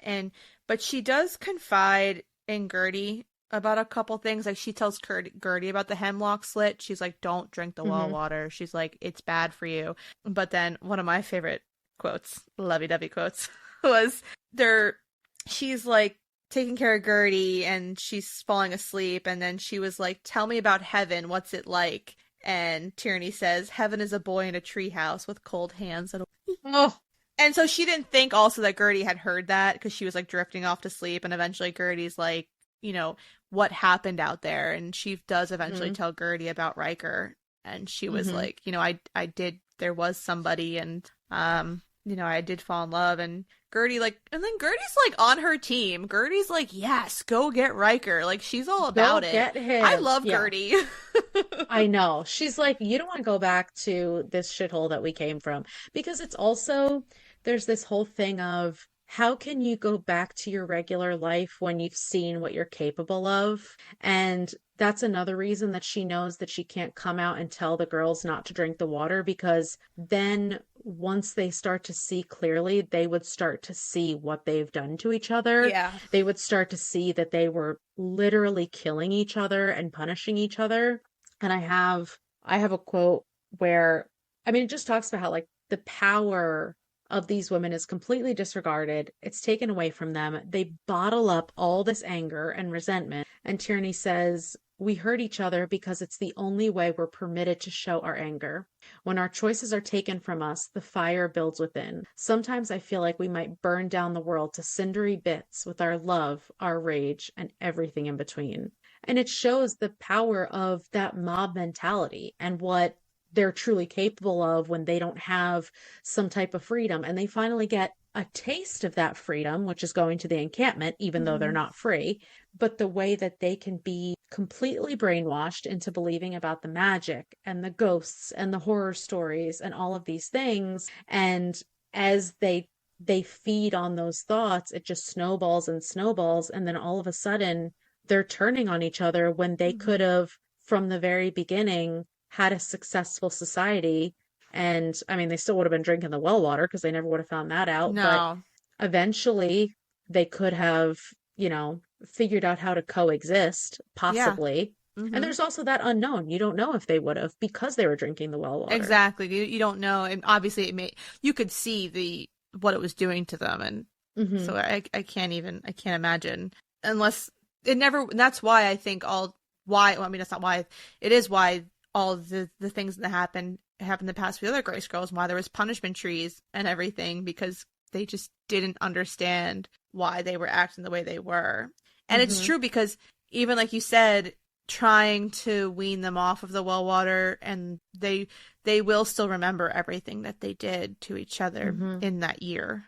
And that's Hmm. traumatizing in itself. Of course. And what do they have to go off of besides what they've been taught, and they've seen people who sin or people who do something wrong beaten in the streets and taken to the gallows. So of course that's going to be their first reaction when they think that they have this own little society and they have to punish each other. That's all Yeah. they've ever known. So Tierney is convinced that it's Anders that has come back to basically torture her because she was thinking back to make sure that she did everything that he asked her to do, and she remembers, I don't know if I ever threw his shroud back over the fence, which is crazy that that would be why he would come to like torture her.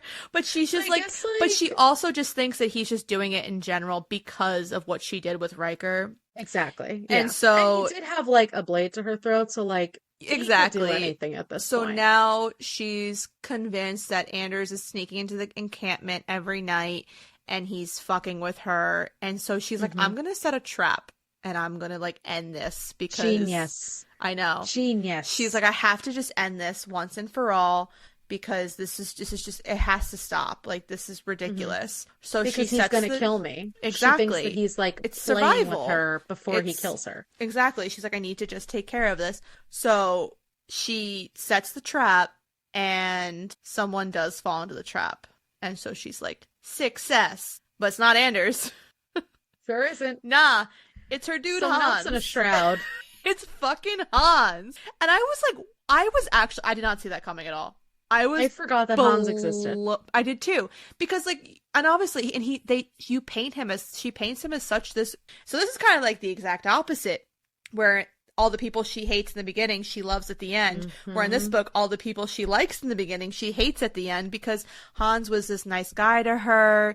You know, at one point, Kirsten threw her bag over the fence, and Kirsten was like, "Oh, that was my magic," you know, and Hans throws it back over for her, and Kirsten's like, "Oh, that was my magic. I was able to bring it back for Tierney," you know, being the bitch that she is. So she's shocked, and then she just eventually puts it all together, and she realizes that the girl that's dead up by the spring is Olga Vatrone, the girl that he was in love with. And this is his explanation. You ready for this? Well, let's hear it. Let's hear it. She was a whore who deserved to die. I faced the knife for her. And when I came back to get her, which faced the knife meaning he got his dick cut off. When I came back to get her, she acted like she didn't know me, that what we had wasn't real. When he's finally exhausted himself, he leans his head back, returning to the ribbon, the obsessive rubbing. He's been doing it for so long now, I wonder if he even notices anymore. So she remembers, like, back from even before, it's, like, brought up too in the book, even before this, that she remembers that sound of the ribbon. And it's because Hans would do it all the time, even, like, before this. He was constantly rubbing the ribbon, and she thought that it was her going crazy. Yeah. And then he says, when I came back for you, you're just like her. You betrayed me. And she says, how did I betray you? You were supposed to be with me. The first time I saw you, I knew what you wanted. She was 7 years old. And she says that. I was 7 years old trying to be kind to you. And he took that as, oh, that chick wants me. That 7-year-old girl is supposed to be with me. He's like, you wanted me. I know you did. And he knows that, like, she was with Riker the entire time. And she was like, you soiled your flesh to be with a poacher. It's like, you think that every man in this book is a predator, and they are. But then you don't think that someone can be, like, the worst predator. And then here he is. 7 years old. She held his hand because he had just had his dick cut off, and he was crying. I mean, I imagine that would be traumatizing. She was trying to be there for him as a child, a literal child. And he's like, I'm gonna fuck that girl. Like, first of all, you're not. You're not, because you had your dick cut off. How did you think that Olga was going to be with you? How did you think that Tierney was going to be with you? And, just the fact that he bamboozled her for that long, because she was 7 and she's now 16. The fact that he bamboozled her for that long and made her think that he cared about her, that he was literally grooming her for when she would escape to the encampment, and then they could be together because he could sneak in through the fence because he's a guard, and they could just live happily ever after in the woods. Yeah. What? Yeah. And so basically from this point on, the book just escalates to the ending. And you're but as you're at this Yeah. part, you're like, how is this going to end? Like you don't understand. And so she finds Gertrude, and Gertrude's like, you need to go to Riker. Like you need to go back to Riker. Like I will, you know, and Tierney says to Gertie, like, tell Michael I'm sorry. Like I feel so bad, but like I can't go back to the camp. So she leaves the camp and she goes to find Riker. She does find him. They're trying to escape, and it doesn't end well because what happens in Romeo and Juliet, Kelsey? Romeo My dies. hot ass boy Riker dies. He gets killed by the other poachers. And there weren't many left because it was just about the time that they're going to be going back to Garner County. And it says, like, basically all the ones that have poached girls, they're able to kind of like go back. They're done. But Yeah, so like it's go all back it's left early. is all like these newbies or people that haven't poached anybody. But one of them happens to be Anders that's there. Mm-hmm. And so when Tierney's trying to get back into the camp because doesn't want to get killed by these guys, someone catches her and it's Anders. And she does get him to like let her go because she was like, don't you saw what I saw, like don't do this. And he does. And she says, now you have to provide for Riker's family. Yeah, Because Riker is exactly. dead. Which, like, So we knew. We knew that she wasn't going to live happily ever after with Riker. And I guess he did have to die because there would always be that what if. So he did have to die so that we wouldn't be sad that they weren't together. I agree with that You know? because I was wondering how I was going to feel about this. I was like, well, she's going to go back to Garner County and I'm just going to want her to be with Riker. Exactly. So, like, he obviously had to die. I get it. I don't like it, but I Yeah. get it. So before the girls leave the camp, though, they kind of come to this conclusion that they want to leave the camp better than they found it for the new group of Grace girls because they now understand what they've been through and they understand that this was all out of their control and Mm-hmm. that it's not fair to them what Mhm. happened. So they actually burn down the punishment tree. They Mhm. make they build a path to the garden from Mhm. June seeds. So they're just trying to display something new for Against these girls. Kirsten's wishes, by the way, Yeah, I know. because Kirsten is still the biggest bitch on the planet. Yeah, I know. Of course But she is. okay, because she So- never stopped drinking from the well. Yeah. So, all right, we'll quickly discuss the return back to Garner County because we're almost at 2 hours. Oh my goodness. Okay. So the big reveal when they get back to Garner County is that, spoiler alert, Tierney's pregnant with Riker's baby. like which- very pregnant. I did not see that coming, and when I tell you, I could not stop crying. From this point on in the book, I legitimately could not stop crying because I was like, And- oh my God. They allude to it, like they say when they're all bathing in the spring that everyone's looking at her, Mhm. and you they don't, say and that when exactly. Uh-huh. she's walking with the guards, she's clutching her cloak Cloak, tight, she and won't, yeah. she always sleeps with her cloak even though Yeah. it's hot as hell outside. So she Mhm. hid it from the girls for a very long time, but by the time they get back, she is visibly pregnant. Visibly. So she drops her cloak and the whole town sees her swollen belly. And she's ready to fall on the sword for this. She's like, I'm ready to Mhm. die. Like, the man of my dreams is dead. Why am I alive? Kind of scenario. It's literally Romeo and Juliet.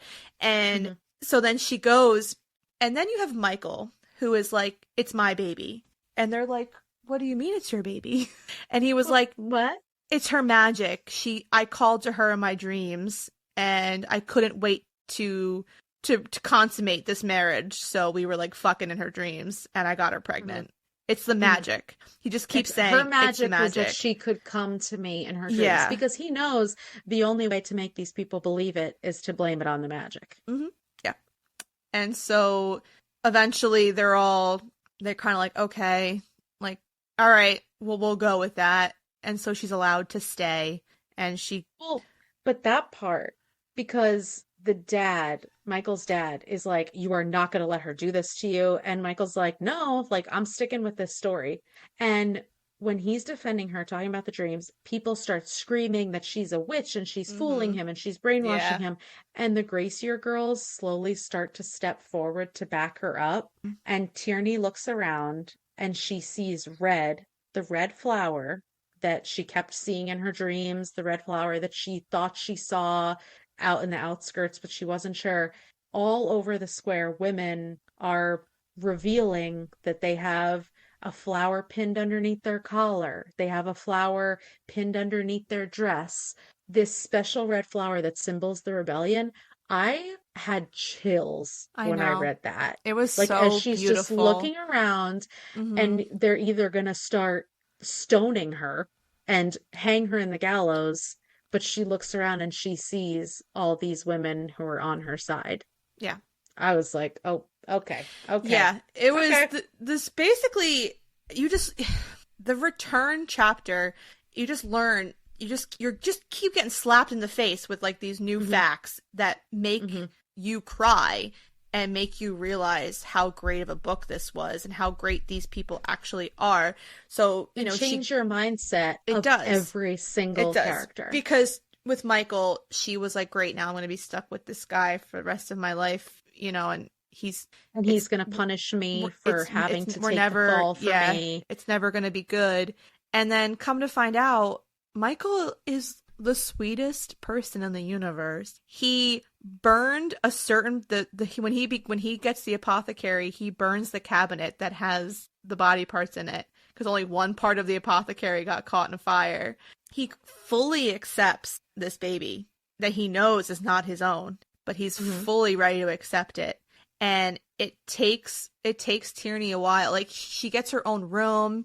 At one point she sees him outside with an axe when he's working out of aggression, and he comes in with the axe, and she thinks this is it. Like he's gonna like Hmm. fuck me up. He just Hmm. takes like her stockings off. Like he's just like And he's like, I still love you. I've always loved you.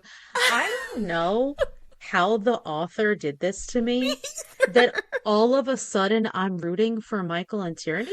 I know. What? And then and then because you don't want them together in the beginning of the book because it feels manipulative and Because controlling. he's taking away everything that she's ever wanted and he knows it. And then it turns out that he's on her side the whole time and all these people that she thought were against her are on her side the whole time. And you're just like, what? I know. It was literally just beautiful. I loved it. And they basically do like and they she begins to realize all the good in Michael and stuff that she didn't see initially because she never wanted to allow herself to get to that point ever in her life. So Hmm. in this new light she sees Michael and she realizes like maybe I do love him too. And so Hmm. she does. So It she might allowed be a herself. different love, but she Yeah, still she allowed grows to herself love to him. love Riker, and now she's allowing herself to grow to love Michael. And I Hmm. loved that.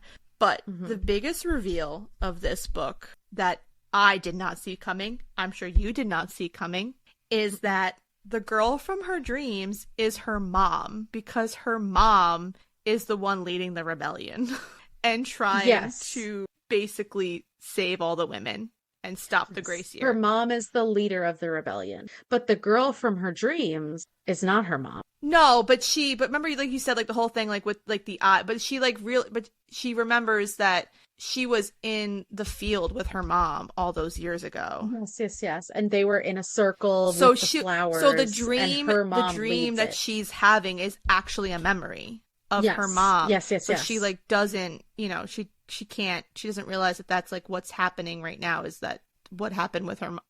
It finally comes together for her that all the stuff she's been thinking of, it's actually been her mom the whole time. Hmm.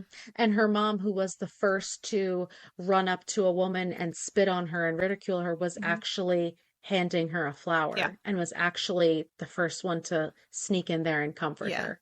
And it wasn't, and when she had, I forget what it was, but the blood she thought she saw on her mouth wasn't a blood stain. Yeah, It was yeah. because her mom had something to do with the medicine that she was taking because she got caught in the trap in the very beginning of the book, so Hmm. she was hurt. So she She was was the taking usurper. medicine. Yeah, she was Hmm. taking medicine to get better, and that so it all just comes full circle, and you're just like, oh my Hmm. god, like all of these things that you thought in the beginning of the book weren't remotely true.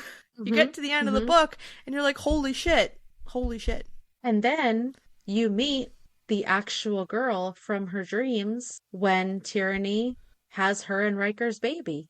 And little baby, well, first of all, they think that the baby is dead.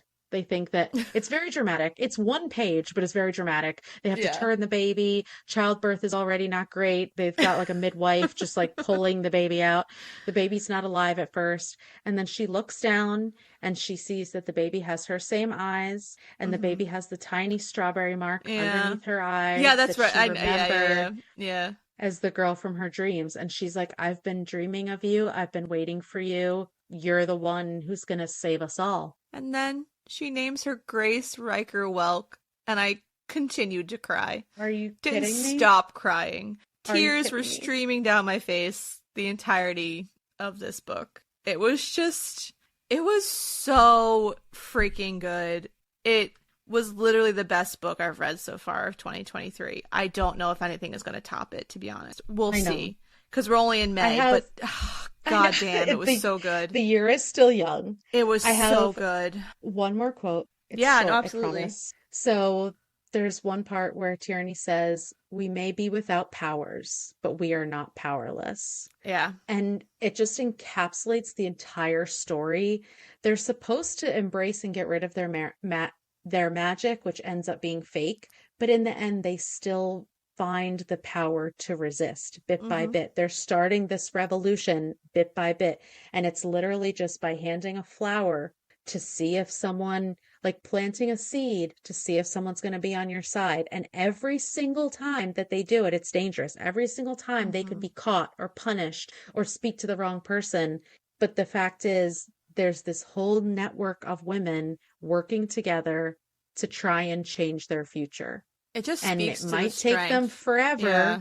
but they're going to fucking do it. And that's why she says that Grace is going to be the one to save them Yeah. all because Maybe she the saw it in sequel her will be about dreams. Grace, because that would be sick if it was. Yeah, but I'm like, do you want a sequel? What if it's good? I know, but like you said, it's like the rebellion speaks to the strength of women, and it's Mhm. so prevalent, especially like in today's time too. It's just no matter what, women just don't fucking give up, Mhm. and that's what makes Mhm. us superior to men.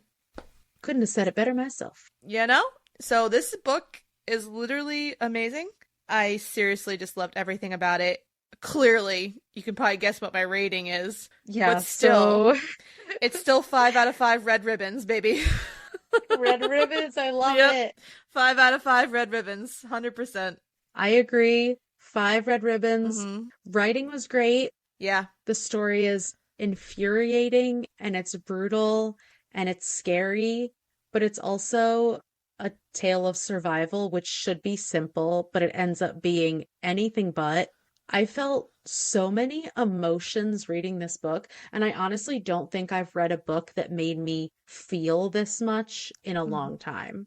Like It this was range of emotions. it was so good, and we had talked about it before we started recording. I definitely will go back and reread this book because Mhm. you start it feeling one way and end it completely different, and you almost want to go back and see all the things that you obviously definitely missed the first time around. Mhm. But it's just she tied it. She really, the author, again, I love it. It was she closed every loose end and really tied it up Mhm. really nice, and it was I so couldn't good. believe that she made an ending that ended this book so perfectly because as Couldn't have they said were better heading myself. back Hmm. from the encampment, I was nervous. I was like, if she goes back and dies, I'm going to be pissed. If she goes back and just ends up with Michael, I'm going to be pissed. Like, I did not know how she could end this. It And didn't then it's just seem like, it didn't seem what? like there was possibly any good happy ending. There was no way that Exactly. this book was gonna get a happy ending, and it does. I mean, obviously their life is still shitty in the county, but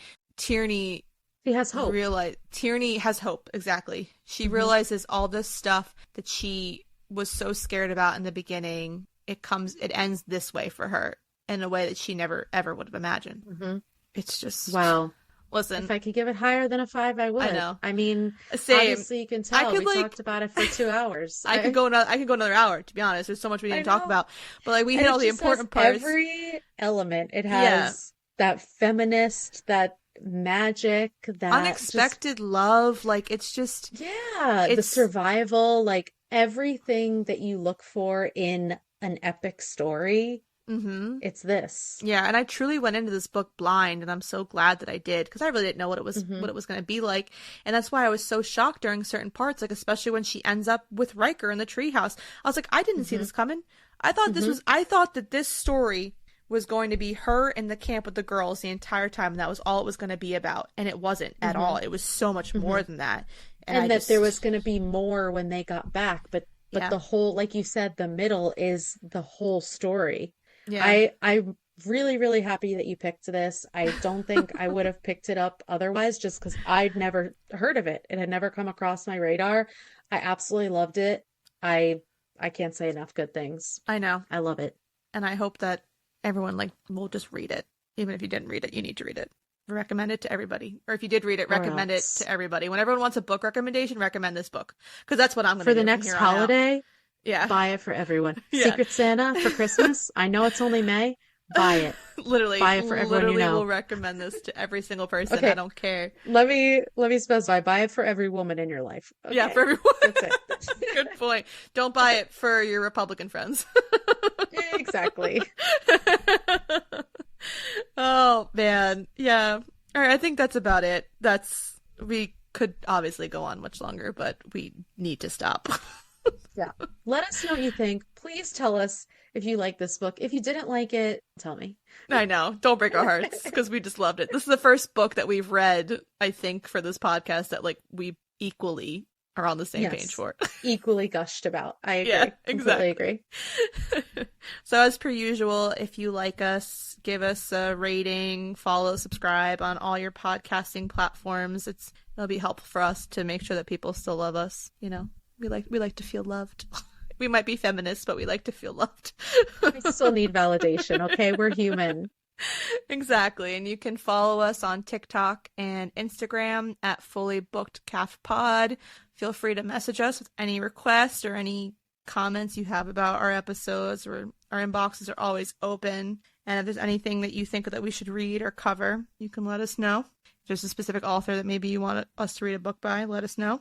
Yeah, We're open sounds to good, right? suggestions. Yeah. We'll All right. we'll cover all genres, so we're down. I'm gonna get Kelsey to read a romance. It's coming. I know we did Red, White, and Royal Blue, but I'll get another one in here. I'll sneak another one in.